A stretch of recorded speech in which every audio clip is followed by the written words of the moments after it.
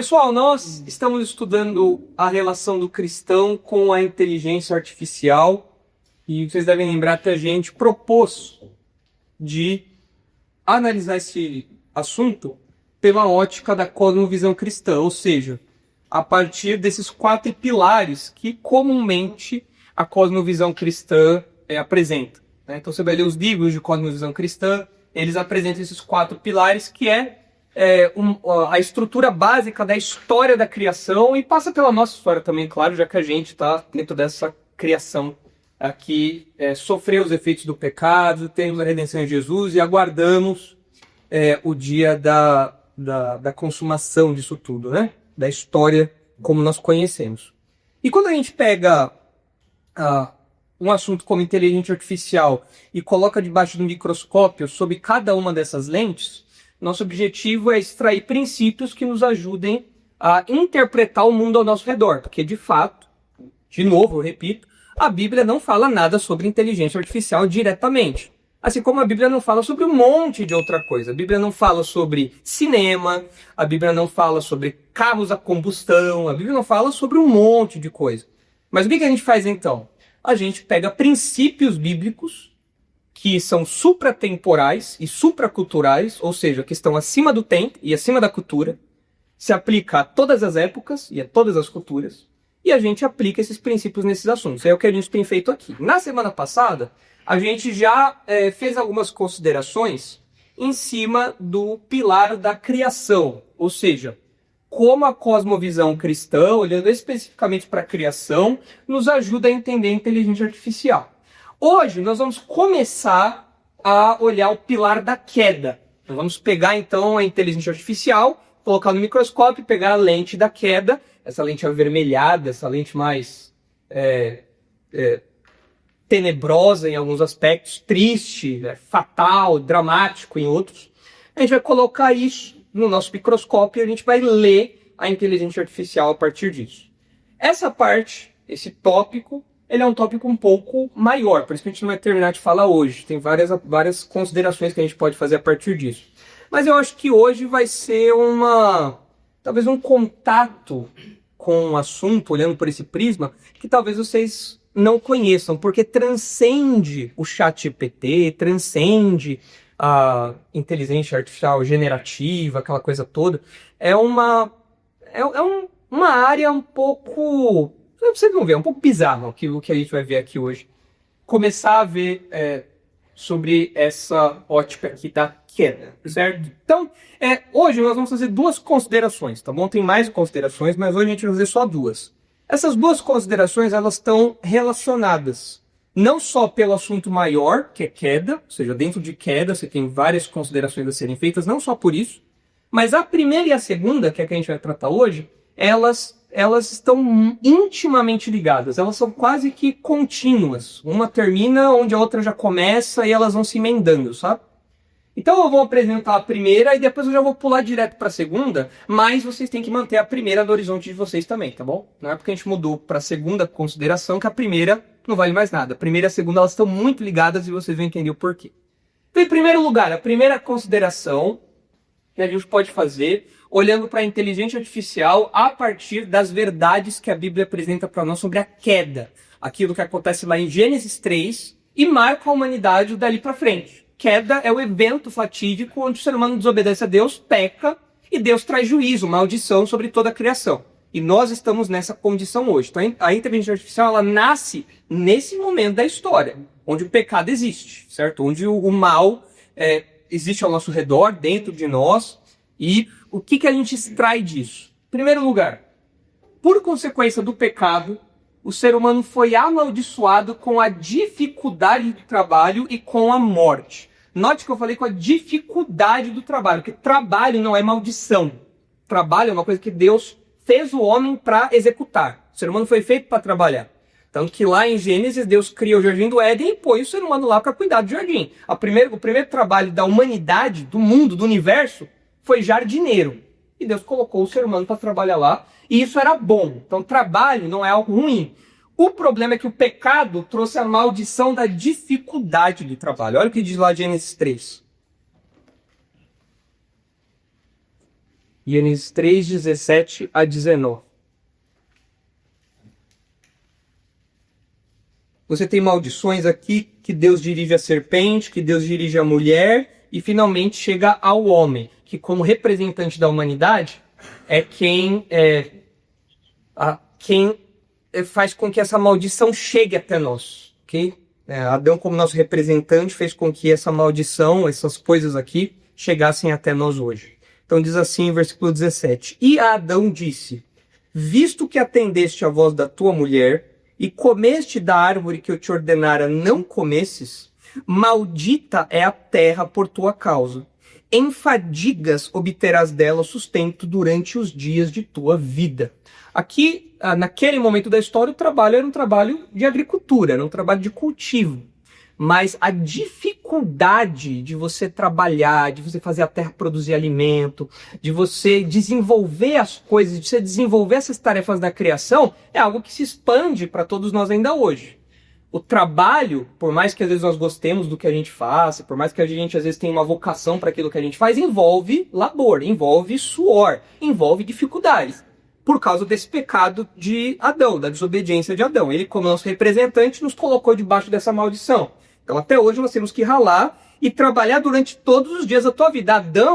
Para Adão não tinha previdência, não tinha fundo de garantia, não tinha INSS, não tinha aposentadoria. Ele ia trabalhar todos os dias da vida porque precisava de sustento e isso daí ia ser difícil, mesmo ele lá idoso trabalhando, porque ele foi amaldiçoado com isso por causa da sua desobediência. Então nós vivemos num mundo amaldiçoado por a dificuldade do trabalho. E não só isso. O texto continua no versículo 18. Ela produzirá também cardos e abrolhos, e tu comerás a erva do campo. No suor do rosto comerás o teu pão. Até aqui a parte do trabalho. Agora vem a parte da morte. Até que tornes a terra, pois dela foste formado, porque tu és pó, e ao pó tornarás. O que Deus disse lá atrás para Adão? Se você comer desse fruto, você vai morrer. A serpente enganou Eva, falou que não ia morrer. Eles desobedeceram, que veio a maldição da morte. A morte entrou no mundo no sentido mais amplo, de Gabriel. Mas, supondo que eles no futuro meio que já estavam no plano de ter comido, mas caso não tivesse comido, seria imortal?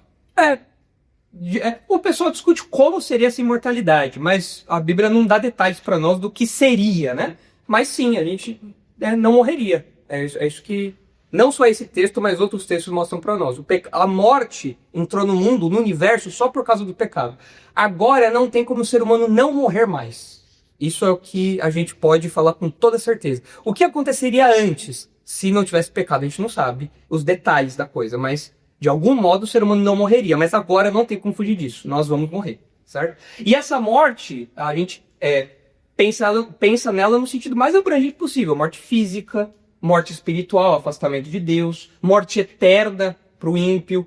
Mas aqui no nosso estudo, o recorte que a gente está fazendo é a morte física, tá bom? Essa dimensão que a gente está olhando. O fato que o nosso corpo vai se deteriorando, o nosso corpo vai morrendo aos poucos até o momento derradeiro em que nós damos o nosso último suspiro e de fato morremos quando tem essa separação de corpo e alma. O ser humano não foi feito para experimentar essa separação de corpo e alma. Por isso que é algo dramático para nós, por isso que é algo triste, por isso que a gente fica indignado em velório, por isso que a gente fica muito triste quando algum parente ou algum amigo fala isso, porque não é algo natural para nós. Nós estamos debaixo de uma maldição, e a maldição causa esse sofrimento. Mas nós estamos nessa condição aqui, amaldiçoados com a dificuldade do trabalho e com a morte. A tecnologia é uma forma de amenizar os efeitos disso. Como que a tecnologia pode amenizar a dificuldade do trabalho, por exemplo? Como? Tem exemplos? Os relatórios.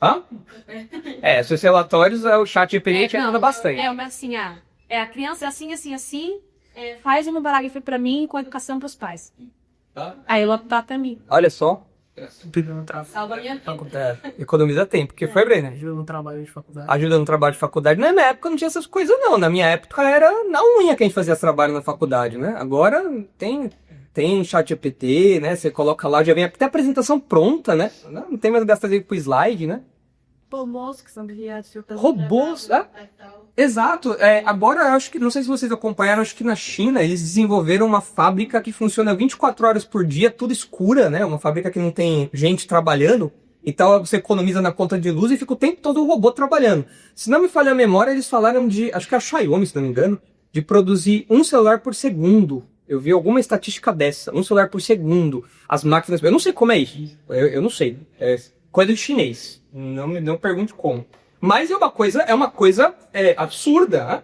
Agora, vamos pensar no trabalho agrícola mesmo, do trabalho do campo. O maquinário, a tecnologia ajuda ou não? Poxa, você vê o tamanho, você já viu o tamanho daquelas máquinas?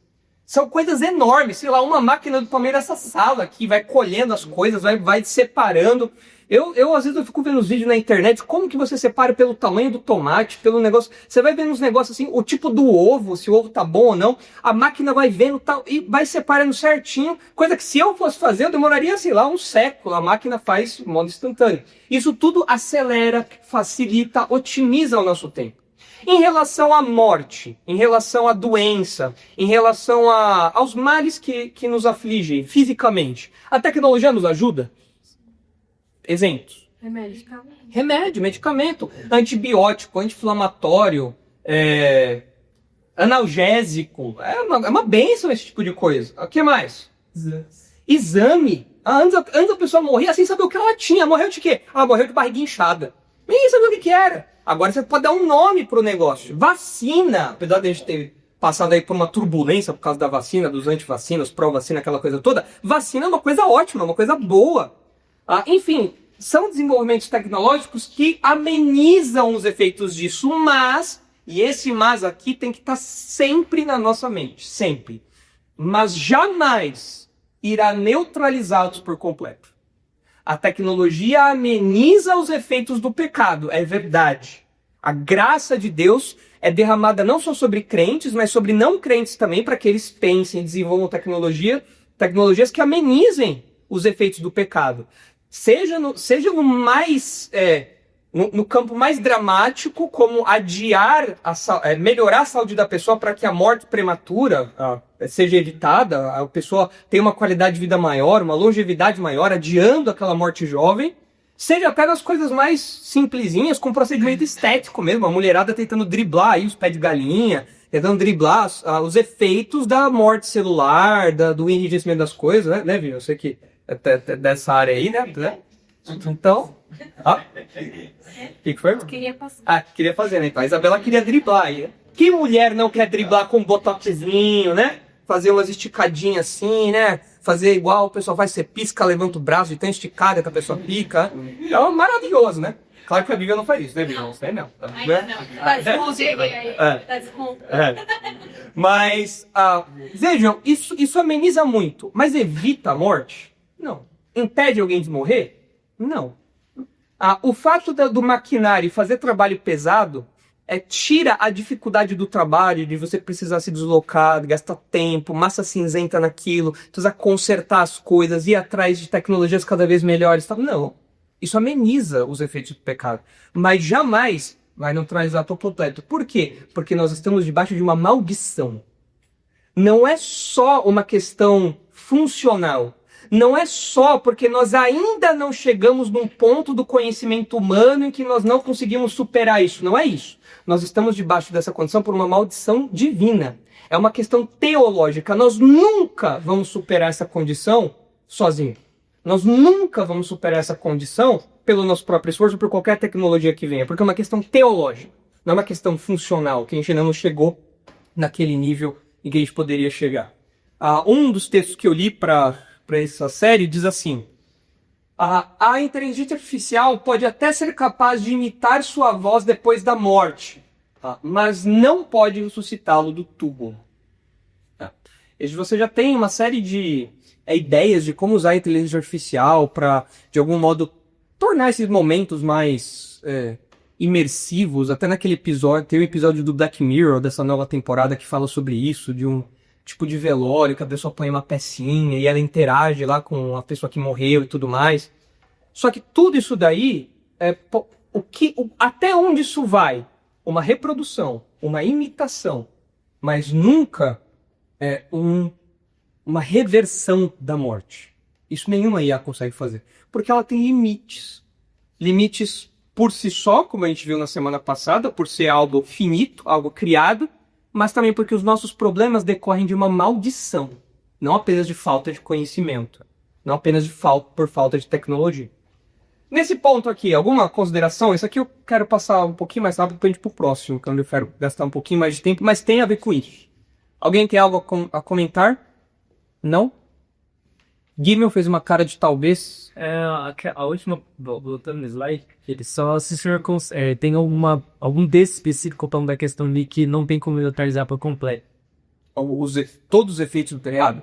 Porque a gente só vê, a gente vai falar disso lá na consumação, mas a gente só vê a morte, o sofrimento, a dor sendo retirado quando Deus faz uma nova criação. Eu não coloquei nenhum texto aqui ainda porque eu não quero adiantar o assunto da consumação.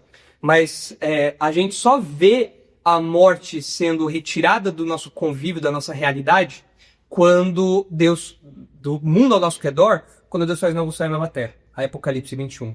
Até lá, individualmente, a gente pode ressuscitar, viver no milênio e tudo mais, ter uma grande restauração, mas ainda assim vai haver morte no milênio. Quando que tudo isso vai ser neutralizado por completo? Só no futuro. Mas fugindo um pouco entre as especificidades da morte.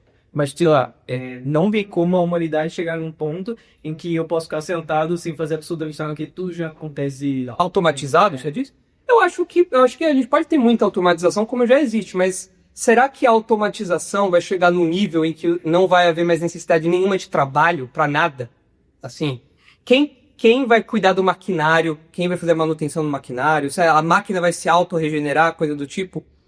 Eu não sei até onde pode chegar, mas eu acho que a necessidade de trabalho nunca vai sair do escopo do ser humano. Acho que o texto de Romanos 8 responderia um pouco, né? Aquela ideia de que toda a humanidade geme e chora. Toda a criação aguardando o dia, né? Nem nós, né? Também os seres humanos fazem isso. Eu acho que, inclusive, se me recordo bem das minhas aulas de história no ensino médio, quem tinha uma visão utópica da tecnologia e tudo mais era o comunismo. Uma fase do comunismo, aquela fase de transição e tudo mais, você tinha o trabalho, pessoas trabalhando, mas chegaria um momento em que a tecnologia seria tão suprema que ninguém mais precisaria trabalhar. Mas aí você tem um pressuposto complicado, porque na visão comunista, socialista, o trabalho não é uma coisa boa. O trabalho é uma coisa ruim, é um veículo de opressão, é uma ferramenta de opressão. Para nós não, o trabalho é uma coisa boa. Então a gente poderia pensar assim, na eternidade a gente vai trabalhar? A Bíblia não dá muitos detalhes, mas por que não trabalharíamos se no Éden já havia trabalho para nós? Então, a questão da ausência de trabalho, eu acho que ela é muito mais utópica do que realmente bíblica, porque a Bíblia não trata o trabalho como uma coisa ruim. A questão é que, por causa do pecado, nós temos dificuldade. E eu acho que por estarmos debaixo de uma maldição que envolve isso, eu acho que a gente nunca vai ficar 100% livre do suor para trabalhar. Certo? Ou a gente trabalha e sua, ou alguém sua pra gente ganhar, né? Tipo herdeiro. Se você for herdeiro, aí os seus pais suaram pra você ficar de boa, mas alguém teve que suar. Essa é a realidade, entendeu? Então, não acho que haja um texto específico que fale dessa questão tecnológica, mas olhando assim pro futuro, pro que a Bíblia descreve do Apocalipse e tudo mais, eu acho que a gente nunca vai chegar nesse nível de automatização completa. Legal, vamos lá. Ainda que possa melhorar muito. Posso evoluir muito, como já tem evoluído. Vamos lá, segundo ponto. E aqui onde eu quero despertar a curiosidade de vocês para algumas coisas um pouco bizarras que eu encontrei na pesquisa. Por causa da queda, o ser humano se afasta de Deus e vive de modo idólatra, colocando a criação como divindade. De fato, o homem usa a criatividade para idolatria. Vocês lembram na semana passada que a gente falou que na imagem e semelhança que Deus compartilhou com o homem, está embutida a ideia de criatividade, o atributo da criatividade. Só que por causa do pecado, essa criatividade está desvirtuada, e agora o ser humano usa essa criatividade para a idolatria. Então olha aí Romanos 1, 22, por exemplo.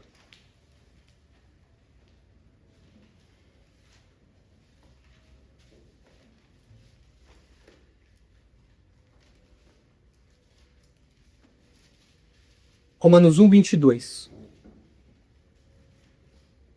Inculcando-se por sábios, tornaram-se loucos, e mudaram a glória do Deus incorruptível em semelhança da imagem de homem corruptível, bem como de aves, quadrúpedes e répteis.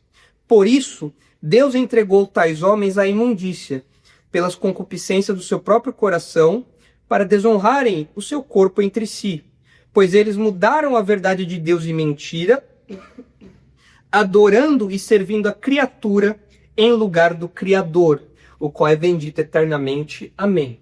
Então, por causa do pecado, o ser humano começou a adorar a criação, a criatura. Não por acaso você tem os índios adorando Tupã, você tem os gregos adorando super-homens que eles inventaram, você tem, na nossa cultura mesmo, as pessoas se colocando em pedestais, ali quase como que divinos, infalíveis. Então, nós mesmos, de modo egoísta, às vezes nos colocamos como ídolos que precisam ser adorados, mas o ser humano faz isso. Então, tudo isso daí é decorrência do pecado. A criação é colocada como uma divindade, como um ídolo. E Isaías 44 ilustra para nós como a criatividade é usada para essa idolatria. Isaías 44, 9. Olha só. Isaías 44, 9. Todos os artífices de imagens de escultura são nada, e as suas coisas preferidas são de nenhum préstimo.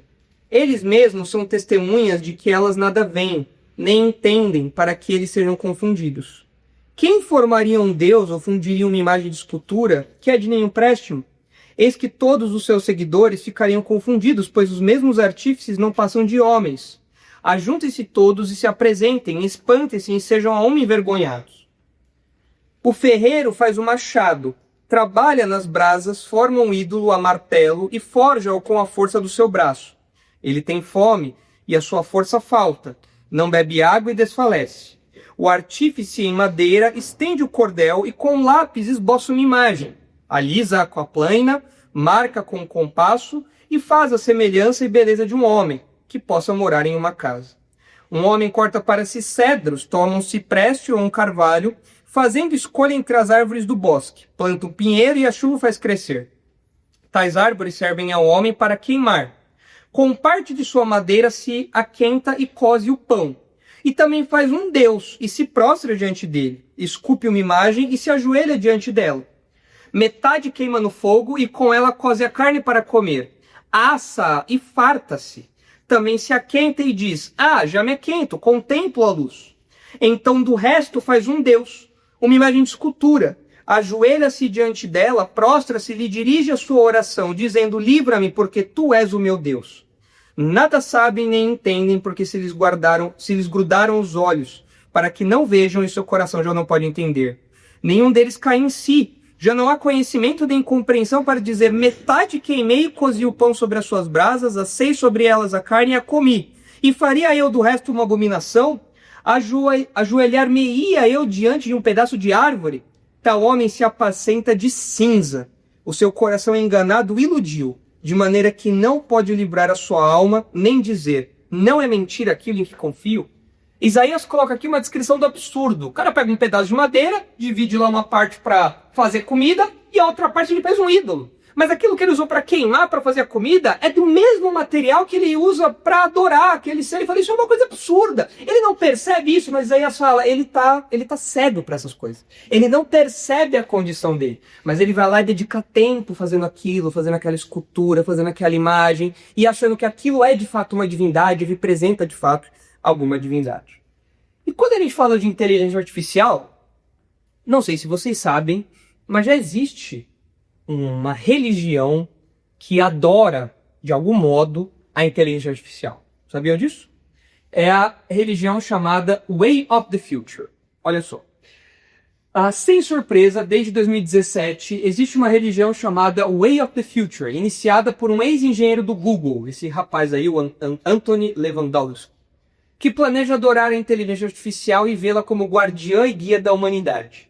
Essas imaginações fúteis não são novidade. A humanidade frequentemente tem sido culpada de adorar as obras de suas próprias mãos o Way of the Future é apenas uma versão moderna de esculpir um híbrido.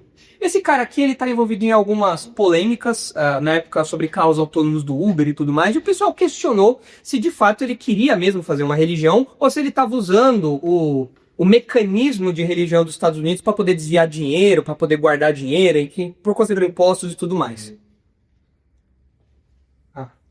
Seja como for, mas não precisa mais, não precisa não. O pastor Thomas edita depois, obrigado. Seja como for, ele fundou essa religião, preencheu toda a papelada, porque nos Estados Unidos, para você abrir uma religião, fundar uma religião, você precisa ter toda uma documentação, uma série de coisas. Ele se deu ao trabalho de preencher tudo isso. Em 2015 ou 2017, eu encontrei 2 informações aí sobre isso. Mas o fato é que ele fechou a religião dele, né? Depois, e doou o dinheiro, que tinha sido na casa dos milhares de dólares, que ele arrecadou para isso. E de um tempo para cá, ele abriu de novo essa nova religião. Aí você fala, mas talvez ele tenha só uma coisa meio...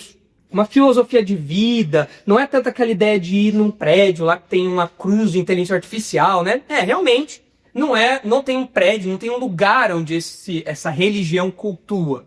Mas a ideia é adorar a inteligência artificial e vê-la como guardiã e guia da humanidade. É um modo de encarar esse desenvolvimento tecnológico e abrir espaço para um futuro e a integração disso. Bom, seja como for, se esse cara está ou não interessado realmente numa religião, o fato é que tem algumas coisas aí por trás dessa ideia que vão levando a buracos mais fundos. Olha só. Lewandowski ressalta que a IA não é uma divindade semelhante aos deuses tradicionais, mas é extremamente inteligente e ultrapassa os limites da compreensão humana. Em declarações recentes a Bloomberg, o engenheiro enfatizou o potencial da IA para inaugurar o que ele chama de paraíso na Terra. Aqui, pausa aí. Ele talvez não tenha a ideia de uma religião tradicional, essas religiões históricas, islamismo, cristianismo e tal. Mas isso daqui é um conceito religioso. Desenvolver um paraíso na Terra, um mundo perfeito, isso é um conceito religioso. É o que nós falamos da restauração completa, novo céu e nova terra. Isso, milênio, isso daqui é um conceito religioso. Se ele realmente acredita nisso, que a inteligência artificial pode trazer isso, então não é de surpreender que ele de fato tenha criado algo que se pareça muito com uma religião que adora a inteligência artificial. Período que, segundo ele, permitirá aos humanos realizar conquistas incríveis. Continua. Outro texto. Não é um Deus no sentido de que lança raios ou provoca furacões. Mas se há algo 1 bilhão de vezes mais inteligente que um humano mais inteligente, do que mais você vai chamar isso? Questiona o criador da proposta. Ele aqui esboça um entendimento que ele tem de divindade. Para ele, o que é uma divindade? É alguém 1 bilhão de vezes mais inteligente que o humano mais inteligente. Isso seria uma divindade. Então ele chama isso de Deus. Okay? Então parece que, independente da polêmica envolvendo o nome dele e tudo mais, da questão financeira, a questão profissional dele, ele tem alguns conceitos religiosos aqui. Ele apresenta algumas noções que realmente colocam nesse campo da religião. Chamada de Way of the Future, o projeto não busca uma fé baseada na transcendência espiritual. Agora você segura porque vem umas coisas que eu não entendi quando eu li, talvez vocês entendam. Mas na capacidade das pessoas se sentirem conectadas à ideia da inteligência artificial como um milagre, ou a realização, aceitação e adoração de uma divindade baseada em IA desenvolvida através de hardware e software informático.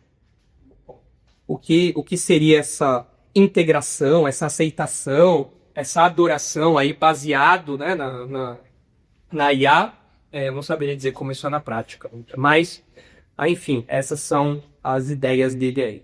Aí você fala, não, tudo bem, mas é um maluco só, né? Fala, tudo bem, isso daí o mundo tá cheio de maluco, esse é só mais um, né? Mas a questão não para por aí. Um outro texto que eu li diz assim: o Vale do Silício tem buscado consolo na tecnologia. Vale do Silício, vocês sabem, lá na Califórnia, né? Onde é a sede das grandes empresas de tecnologia. O Vale do Silício tem buscado consolo na tecnologia e desenvolvido conceitos quase religiosos, incluindo a singularidade. eu não tinha ideia do que era singularidade. Aí eu pedi pro chat GPT explicar, o que é uma grande ironia, né? Falar isso. Eu coloquei. O termo singularidade vem da física, como na singularidade de um buraco negro. E é usado aqui por analogia. Não sabemos o que acontece depois desse ponto, porque as regras mudam. A singularidade é, por definição, um limite de nosso conhecimento atual. Então, singularidade é esse momento de evolução em que, a partir desse ponto, as regras, o comportamento do cosmos, o nosso comportamento muda. Então, o Vale do Silício tem desenvolvido conceitos quase que religiosos, incluindo essa singularidade. A hipótese de que as máquinas eventualmente se tornarão tão inteligentes que superarão todas as capacidades humanas, dando origem a uma superinteligência tão sofisticada que será incompreensível para nossos pequenos cérebros racionais e carnais.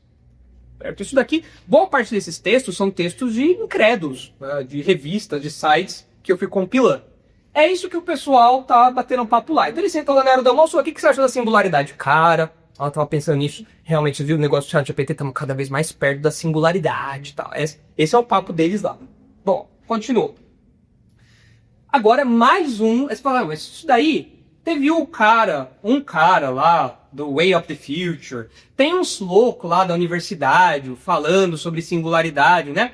Agora tem mais um, o transhumanismo.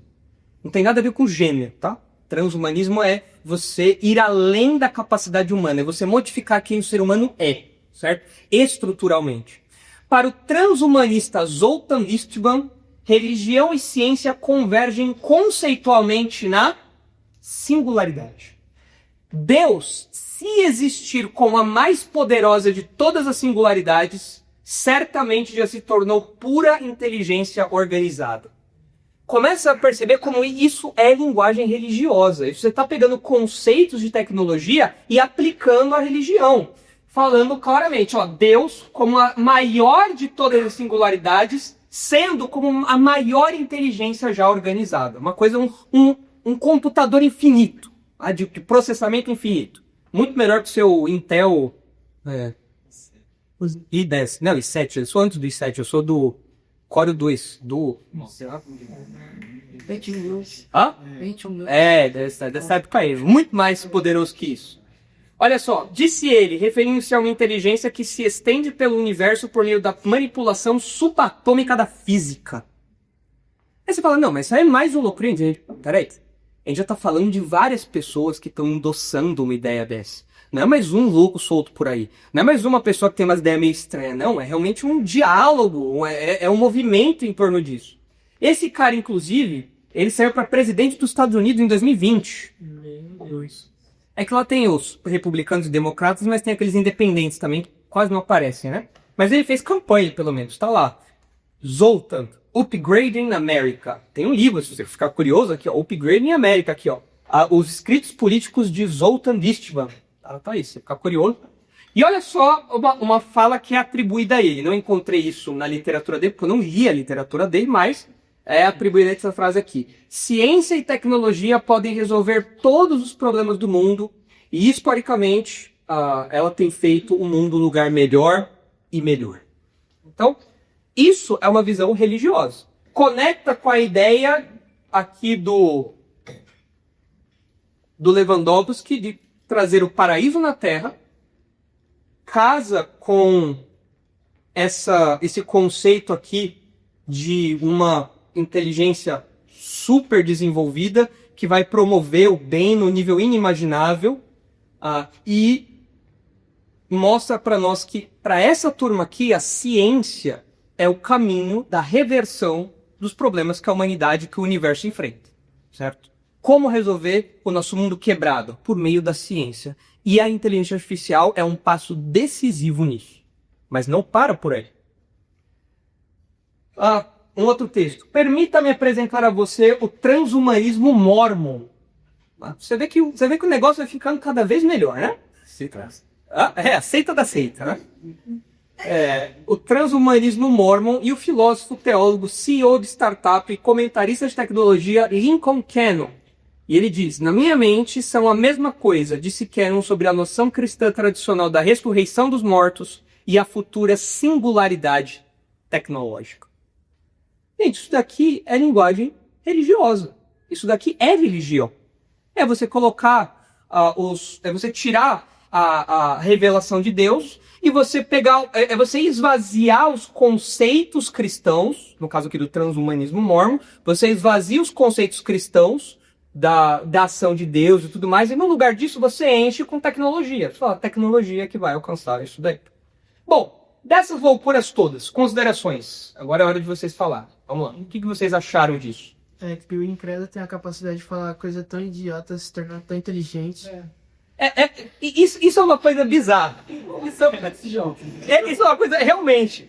Para você falar uma linha dessa, uma manipulação subatômica da física, para você falar disso daqui, ó, uma inteligência artificial uma divindade baseada, desenvolvida através de hardware, software informático, e o conceito de singularidade que ele traz aqui, o que é a singularidade, isso é uma coisa que, para mim, da teologia, da publicidade, é pior que grego, porque grego eu entendo, agora isso daqui eu não consigo entender.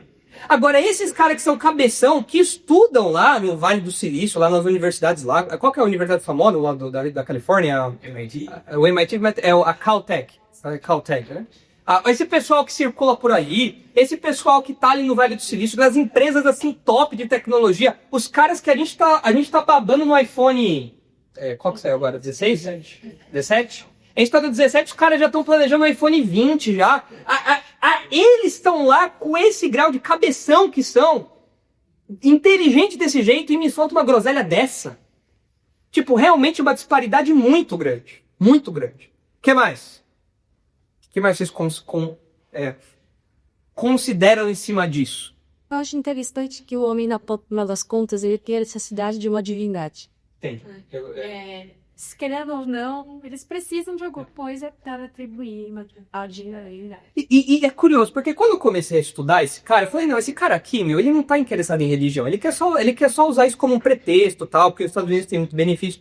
Só que aí você vai cavando buraco, você vendo que a galera realmente está engajada nisso, não é só conveniência. Eles realmente acreditam nesse desenvolvimento com contorno religioso, com contorno de divindade.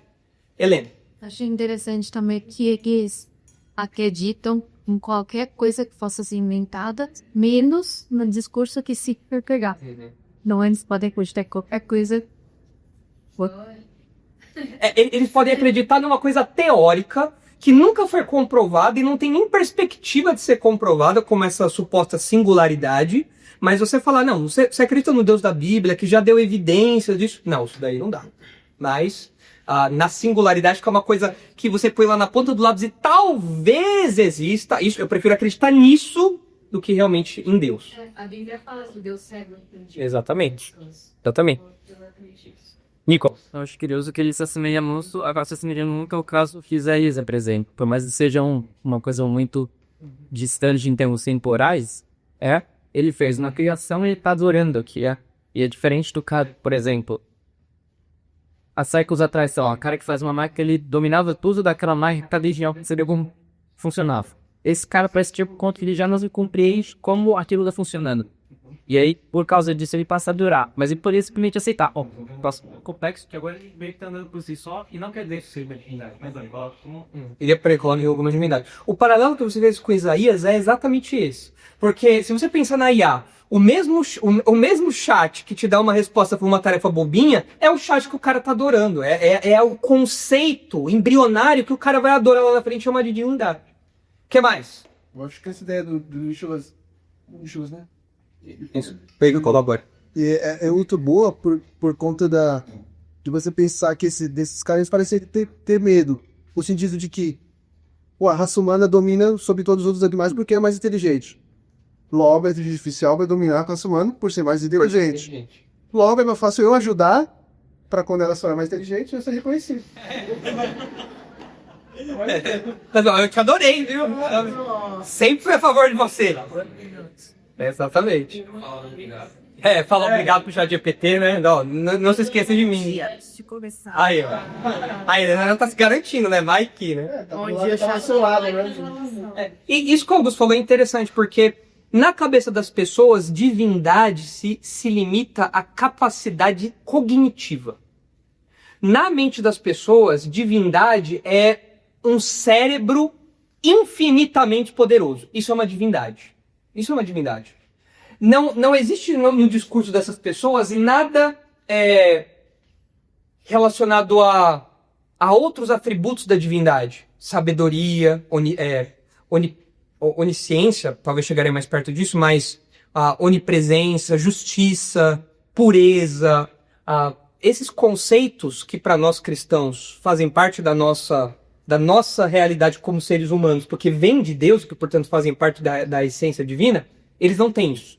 Para eles, divindade é um cérebro grandão, infinito. É isso. E isso pode ser chamado de divindade. Se sabe mais do que eu, então é uma divindade.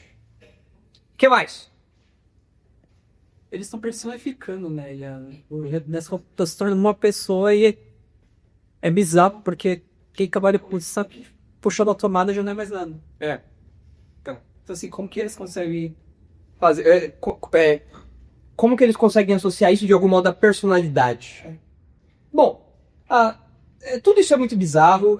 Quando eu cheguei nisso daqui, eu fiquei especialmente... Falei, nossa, peraí, isso é muito com a minha cabeça, né? Já é difícil entender as coisas dos mormons. Agora, transhumanismo mormon realmente é uma coisa que vai além da nossa imaginação, né? Mas, se você entrar no site deles, você vê lá, tem artigos, tem conferência disso e tudo mais.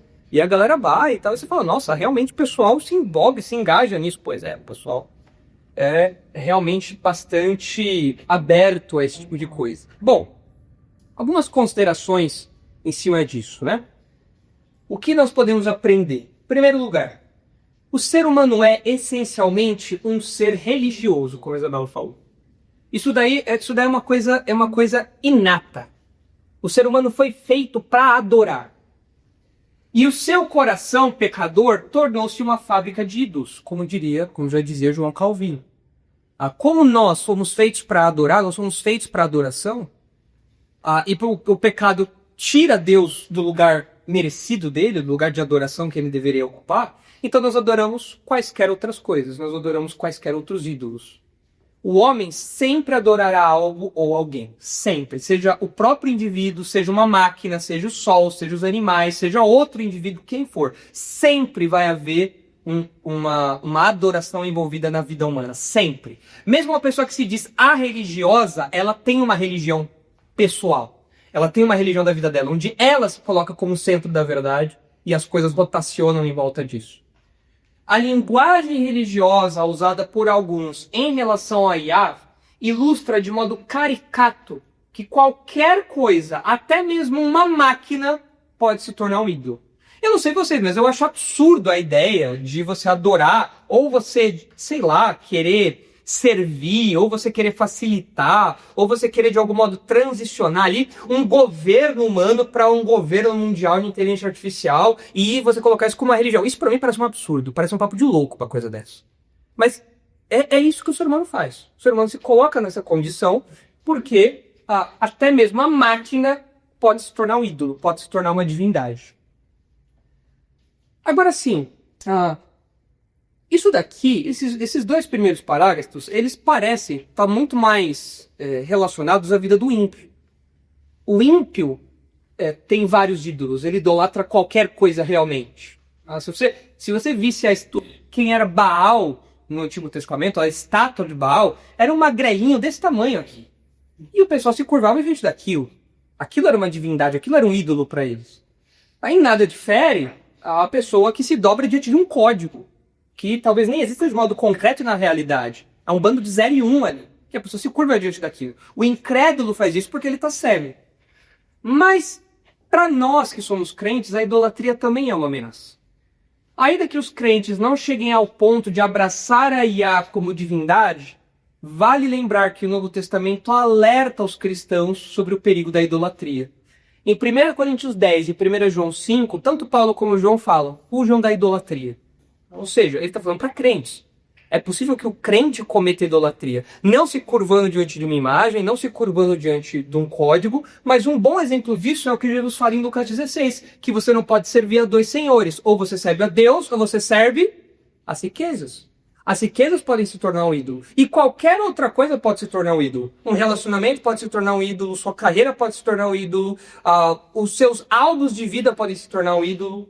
Qualquer coisa tem potencial idólatra por causa do coração humano. Então, isso que a gente viu aqui serve de alerta para nós. Peraí. O coração do ser humano é tão corrompido, e o meu coração é tão corrompido, que qualquer coisa pode virar um ídolo. Talvez eu não chegue ao ponto, por ser um crente, de adorar um código, como esses caras estão fazendo. Mas existe o potencial perigo no meu coração de eu idolatrar outras coisas boas. Seja família, trabalho, dinheiro, qualquer outra coisa.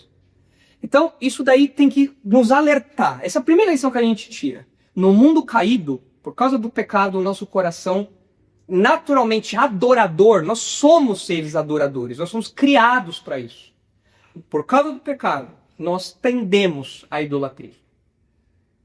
Eu vou passando aqui as considerações e depois a gente faz aquele apanhado final, tá bom? Vocês dizem aí qual mais chamou a atenção de vocês. Item 2.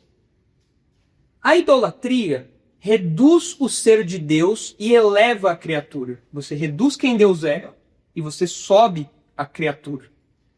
Deus não é apenas uma superinteligência, mas um ser que transcende toda a criação.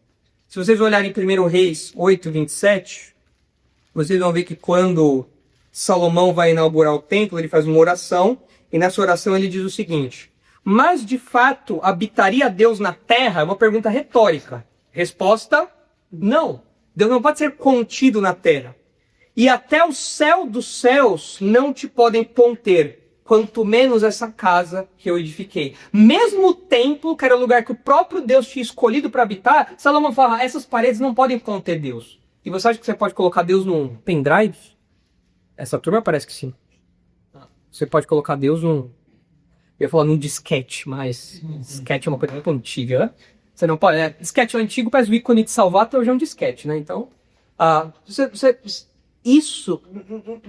absurdo você tentar imaginar essa figura da contenção ali.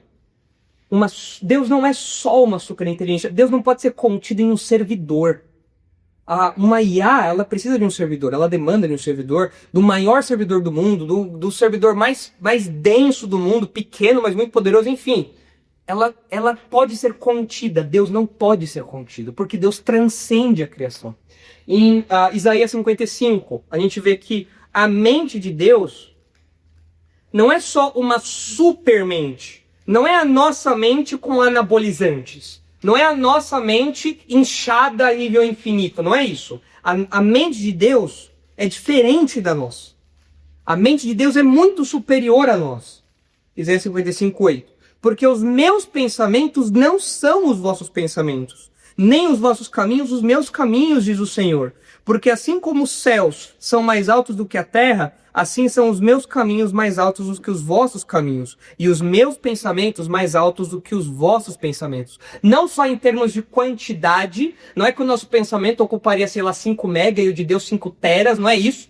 Mas em termos de natureza, a mente de Deus é infinitamente maior a nossa. Ele é Deus, ele é divino. A nossa mente é naturalmente limitada, a de Deus não. A gente não está falando só de uma questão de capacidade de processamento, mas de natureza. Romanos 11:33 também destaca isso.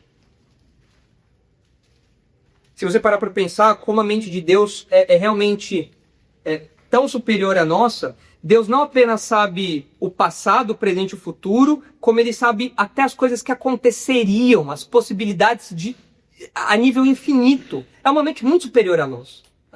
Qualquer código que você for pensar, ela vai encontrar um limite. A de Deus, não.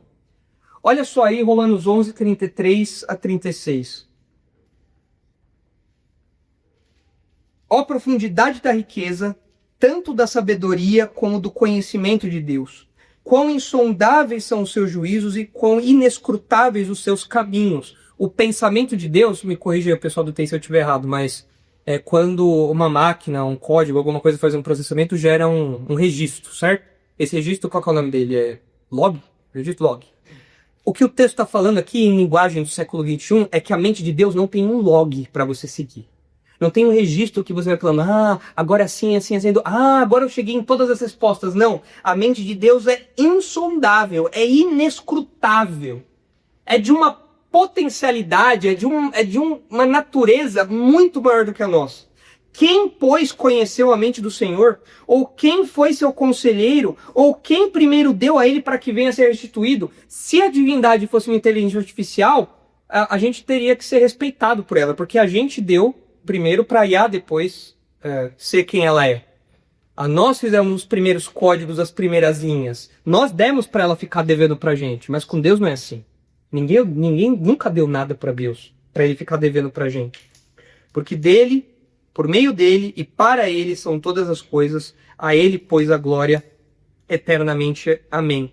Nós temos tudo do universo tem origem em Deus, existe em Deus, porque é sustentado por Deus e aponta para Deus. A IA, nós não dependemos da inteligência artificial para fazer isso. A IA é um fenômeno recente.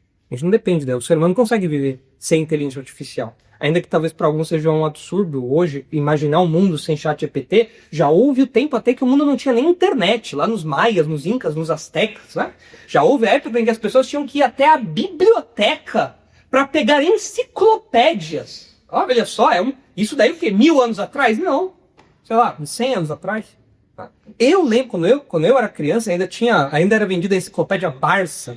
Augusto chegou a fazer trabalho na Barça, né? Você também fez aí? A Barça. O Lucas não, o Lucas é novinho ainda. O Lucas não pegou Barça. O Lucas já começou na Wikipédia. Já. Mas a Barça correu para que a Wikipédia pudesse andar. A Barça era uma coleção de enciclopédias gigantes, assim. E o mundo caminhou muito bem. Grandes mentes não tinham ChatGPT. Isaac Newton não teve ChatGPT. Einstein não tinha ChatGPT. Mas nós dependemos de Deus, o texto diz. Tudo vem dele, depende dele e aponta para ele. Então, de fato, isso mostra que Deus não é só uma superinteligência. Além disso, o pecado torna o homem tão soberbo que o faz acreditar que realmente é possível construir uma divindade por meio do conhecimento humano. Essa galera realmente acha que dá para construir o paraíso na Terra e que essa singularidade vai representar isso, essa divindade em algum momento. Mas é útil a gente lembrar, como esse texto aqui destaca, que assim como a Torre de Babel nos lembra, as condições humanas de aplicar a tecnologia na esperança de ascender coletivamente ao nível de Deus não são novidade. E Deus pode facilmente frustrá-la se assim quiser. Eles quiseram ganhar fama, chegar a um nível inimaginável. Deus foi lá e simplesmente confundiu a língua deles. Deus não fulminou ninguém, Deus não matou ninguém, Deus só fez com que eles não se compreendessem mais. É por isso que você tem que fazer esse CAA hoje. É por isso que tem que fazer Duolingo hoje. Por isso. Porque essa galera quis chegar nesse nível aí, nesse patamar. Então, voltando àquela pergunta que o Guimel fez no início, será que um dia a gente vai chegar num ponto em que a automatização geral de tudo vai ser tão grande que a gente não vai precisar fazer mais nada? Eu não sei, eu tenho a impressão que a soberba do homem vai destruir essa potencialidade antes. Porque tem outras coisas envolvidas na nossa natureza que acho que impedem que a gente chegue num nível desse tão grande. E eu acho que o orgulho é um desses problemas aí. Terceiro, o ímpio tende a ignorar a depravação total, isto é, o ensino de que o pecado afetou todas as áreas da vida humana e não apenas a sociedade ou a saúde. O ímpio, daqueles discursos que a gente viu, daqueles caras lá do Vale do Silício, eles falam de divindade, como singularidade e tudo mais, paraíso na Terra, em dois níveis. No nível social, em duas esferas. Na esfera social, ou seja, resolvendo os problemas do capitalismo malvadão, resolvendo problemas das diferenças sociais e tal, e no nível de saúde, uma qualidade de vida melhor, você conseguir driblar a morte por meio de vitaminas, tratamentos, você colocar o seu cérebro num supercomputador, esse tipo de coisa. Mas eles ignoram que o problema do ser humano não é só social e físico. Existe muito mais do que isso. O pecado é muito mais profundo na natureza humana do que isso. O homem teve mente, vontade, emoções, impulsos e juízo de valor entre certo e errado, afetado pelo pecado. Isso implica dizer que a tecnologia tem um alcance limitadíssimo no problema humano, jamais chegando ao coração do homem. Nenhuma IA consegue curar o egoísmo humano. Nenhuma IA consegue curar a falta de juízo de valor do ser humano, que acha que algumas coisas que são erradas são certas e outras que são certas são erradas. Nenhuma IA consegue corrigir isso. Nenhuma IA consegue corrigir o instinto assassino que está no coração humano. Nenhuma IA consegue corrigir o problema de cobiça, o problema de desvio sexual. Nenhuma IA consegue corrigir isso. Não. Nada. Não tem como. É limitadíssimo. A IA é muito boa? Muito boa. A tecnologia nos ajuda demais. Mas o alcance dela é muito limitado. Talvez, de fato, se coloque, se mostre nessas duas áreas aqui. Uma melhora, talvez, da qualidade geral da sociedade e a questão de saúde. Facilitar trabalho, esse tipo de coisa. Mas no coração do ser humano, nenhuma IA pode chegar. E nós reconhecemos, como cristãos que somos, que o problema do pecado chegou nesse nível aí. 4. Até o menos religioso dos homens reconhece que o mundo está quebrado e precisa de conserto. O que a gente vê no testemunho desses caras é que eles olham ao seu redor e falam, peraí, tá tudo errado ao meu redor e dentro de mim tá errado também. Eu morro, eu tô padecendo, eu tô envelhecendo, meus órgãos param de funcionar, pessoas que eu amo falecem, o mundo está quebrado, todo mundo percebe isso. A realidade da queda é inescapável e o desejo de encontrar um salvador revela a condição humana. O ímpio busca a vida. Em outras palavras, a imortalidade. Quando você vê esse papo de transhumanismo e tudo mais, é a busca, não só por uma vida, os seus 60, 70, 80 anos bem vividos. É a busca por imortalidade. Tanto que você já deve ter visto aquele papo de criogenia, de congelar cérebro, congelar cabeça para no futuro reviver e colocar isso numa máquina e viver para sempre, aquela coisa toda. Colocar o seu cérebro dentro de um supercomputador para você ter uma personalidade ali rodando. Isso daí é um anseio pela imortalidade. O ser humano não foi feito para morrer. Nós somos seres imortais. E essas pessoas, elas percebem que tem algo de errado no mundo. Elas buscam por essa imortalidade. Elas buscam a vida. Mas o ímpio recusa-se a ir até a fonte da vida. Se vocês olharem lá em João 5, vocês vão ver que Jesus, falando com os fariseus, ele diz o seguinte, 1 João 5, 25 e 26. Diz assim: em verdade vos digo que vem a hora e já chegou, em que os mortos ouvirão a voz do Filho de Deus, e os que a ouvirem viverão. Porque assim como o Pai tem vida em si mesmo, também concedeu ao Filho ter vida em si mesmo. Agora pula para o 39. Examinais as Escrituras, porque julgais nelas ter a vida eterna. E são elas mesmas que testificam de mim. Contudo, não quereis vir a mim para terdes vida. Aqueles homens também estavam buscando vida. Aqueles homens também estavam buscando a resolução desse mundo quebrado, dentro e fora deles. E eles estavam tentando apalpar e, por meio da Escritura, chegar até essa vida. Mas Jesus fala, eu sou a própria vida.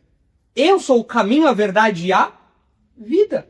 É só você vir até mim. Se você está com sede, eu te dou a água da vida.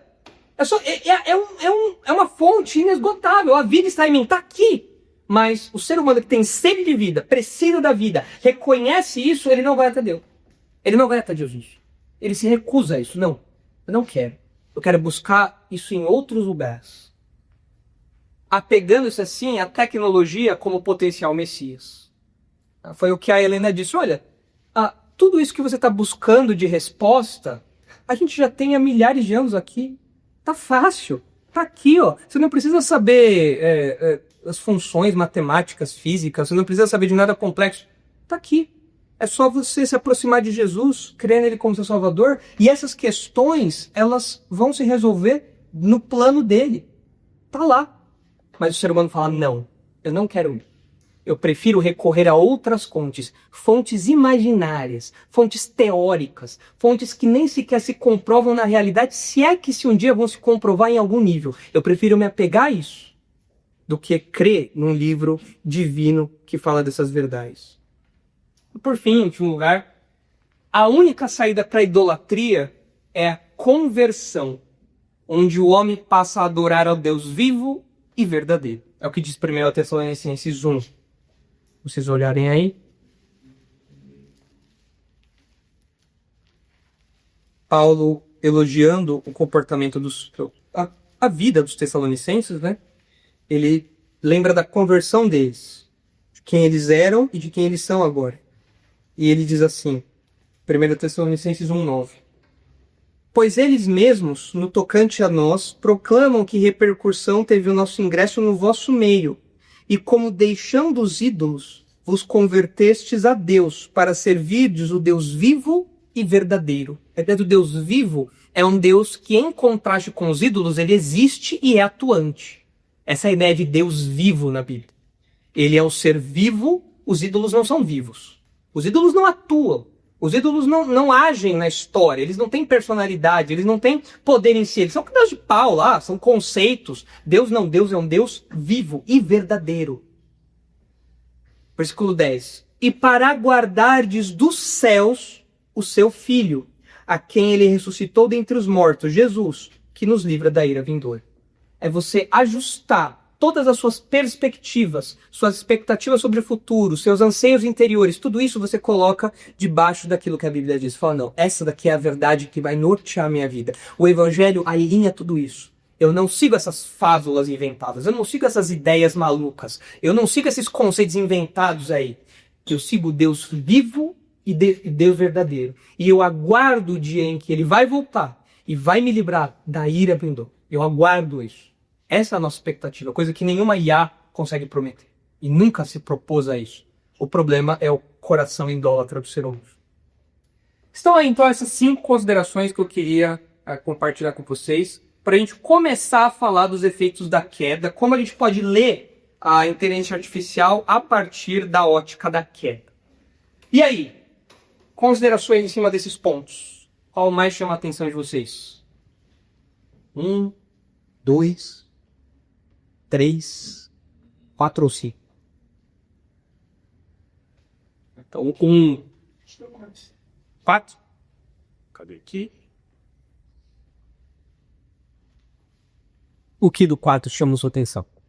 O homem sendo naturalmente diverso e precisando de...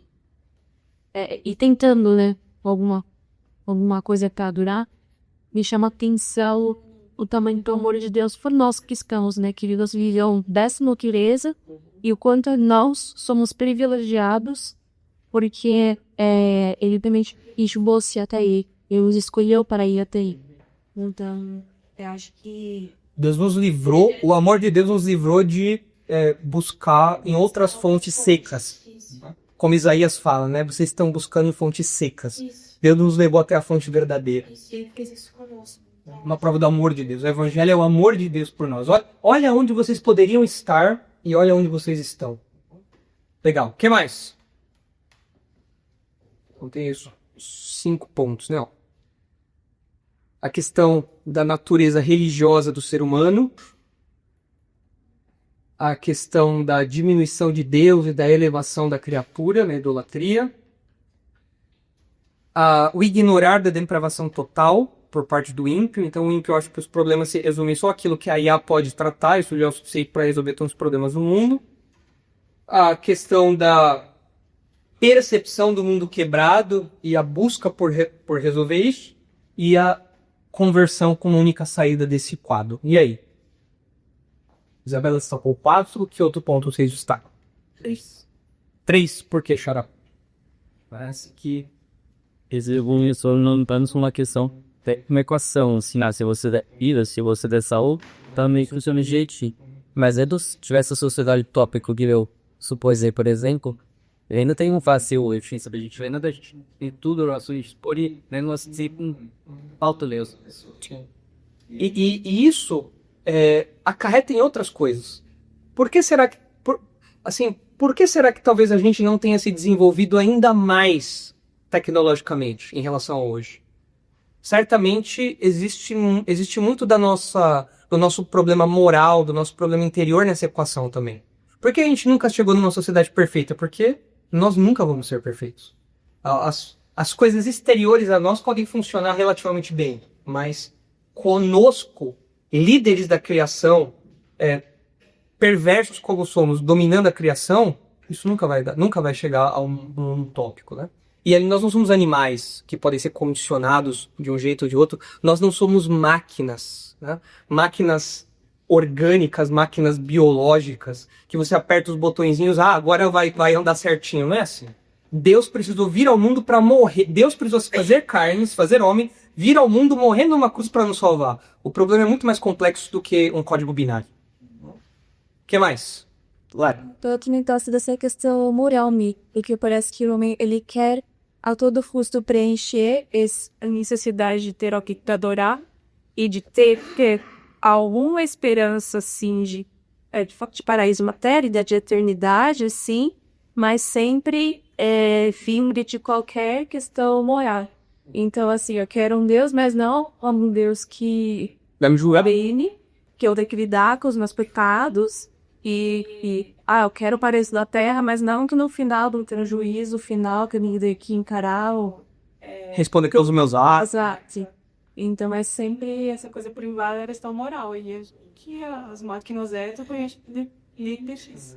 Então é confortável por ser humano acreditar numa divindade tecnológica porque na mente dele ele está se livrando desse juízo. A minha vida não vai ser colocada sob análise, eu não vou ser julgado por uma divindade, eu vou viver minha vida do jeito que eu quero. O que mais? 2. Lembrando um pouco de um estudo sobre temor a Deus, fica claro que quanto mais a gente estudar teologia de ser de Deus, estaremos cada vez menos propensos a cair nesse então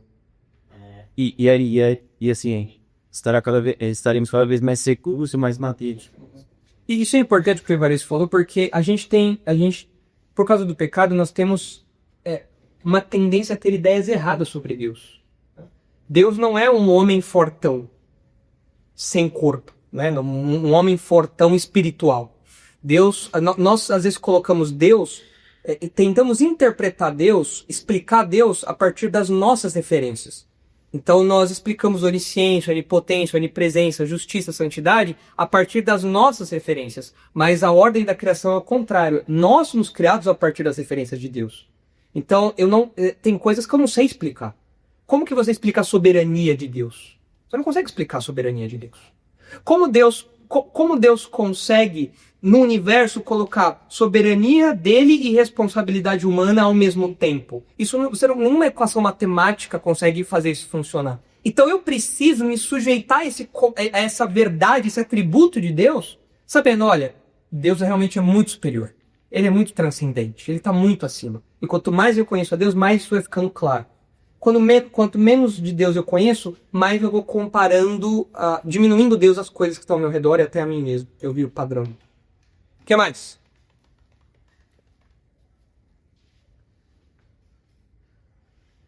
Enquanto eu fazia isso daqui, lembrando de Babel, eu me lembrei de um outro episódio em que isso tem uma divergência histórica, né? Mas vocês já devem ter ouvido falar, em que o desenvolvimento humano foi atrasado também. Quando, por exemplo, a Biblioteca de Alexandria se perdeu. Ela não se perdeu num único evento, parece que foi uma sucessão de coisas aí. Mas parece que o ser humano ele evolui muito. Mas depois você vê também uma deterioração muito grande. Ele chega num ponto que você fala, uau! Mas depois ele avacalha em outras coisas também e entra num buraco. Ou seja, para o ser humano, a escatologia é sempre utópica. Você nunca chega lá. Sempre tem algo a ser melhorado e quando você evolui bastante, você tem alguma coisa que te obriga a retroceder e você volta e fala, poxa vida, agora voltei algumas casas. Eu dei 5 passos para frente, vou ter que dar 7 para trás agora. Porque é da natureza humana essa soberba, essa queda, essa falha, essa incompletude, essa limitação. Parece que a história vai apresentando isso para nós em algum nível. Concorda com isso? Faz sentido isso para vocês?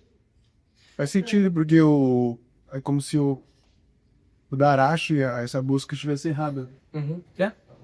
Exato. No lugar errado, do jeito errado. Quem? Rockstar? E em contrapartida, tipo, o evangelho permanece constante, né? Exato. Nunca, não, porque o evangelho não depende dessas coisas aqui. O evangelho não depende de nada humano, tecnológico, nada disso. Legal, gente. Na próxima semana, então, a gente entra em mais alguns pontos aí relacionados à queda ainda. Depois eu mando esses slides para vocês quando a gente terminar essa série. Mas ainda tem algumas coisas para falar sobre a queda antes da gente entrar em redenção e consumação. Talvez muita coisa que vocês estejam conectando, a gente vai tratar nos próximos pontos. Eu não quero antecipar isso. Quero deixar as coisas pro seu respectivo momento, tá bom? Vamos orar então e aí nós encerramos por hoje. Senhor, nós agradecemos porque a nossa fé não depende de tecnologia, a nossa fé não depende de inteligência artificial, a nossa salvação não depende de nada disso, porque isso não poderia nos salvar nem de longe. Obrigado porque nós nos relacionamos com o Senhor diretamente por meio de Jesus, que é infinitamente maior do que qualquer máquina que nós possamos conceber. É diferente, está acima, separado de toda a criação. E nós temos acesso direto ao Senhor, um grande privilégio. Obrigado porque o Senhor, vendo o nosso pecado, enviou Jesus para ser o nosso Salvador e resolveu esse problema que nada, nem ninguém aqui poderia resolver. Obrigado porque, de fato, nós temos a inteligência artificial e toda a tecnologia como coisas que nos ajudam muito a amenizar os efeitos do pecado aqui, mas ajuda-nos, por favor, a não viver de modo idólatra, colocando essas e outras coisas no lugar do Senhor. Abençoa, por favor, nosso tempo aqui agora de congraçamento, de comunhão. Nos leve depois em segurança para casa e abençoe amanhã também o nosso dia aqui na igreja. Em nome de Jesus que nós oramos. Amém.